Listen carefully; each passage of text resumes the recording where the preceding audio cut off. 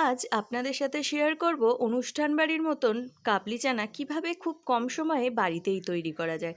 প্রথমে আমরা কাবলি চানাগুলো 4 থেকে 5 ঘন্টা ভিজিয়ে রেখে দেব। তারপর ভালো করে সেটা সেদ্ধ করে সরিয়ে রাখবো। তারপর কড়াইতে তেল দিয়ে তার মধ্যে গোটা গরম মশলা, তেজপাতা ফোড়নে দিয়ে কুচি করে রাখা আলুগুলো লাল লাল করে ভেজে নেব। তার মধ্যে দিয়ে দেবো পেঁয়াজ কুচি, সেটাও লাল লাল করে ভেজে নিয়ে দিয়ে দেবো একটা বাটা মশলা, যার মধ্যে আছে আদা, রসুন, কাঁচা লঙ্কা, জিরে, গোটা গরম মশলা আর সামান্য একটু লঙ্কার গুঁড়ো।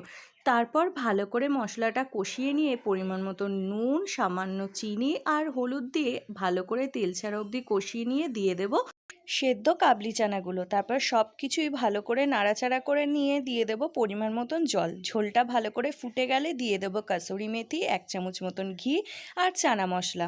খেতে সত্যি খুব ভালো হয়, বাড়িতে বানাবেন। আর ভিডিওটা ভালো লাগলে সাবস্ক্রাইব করবেন।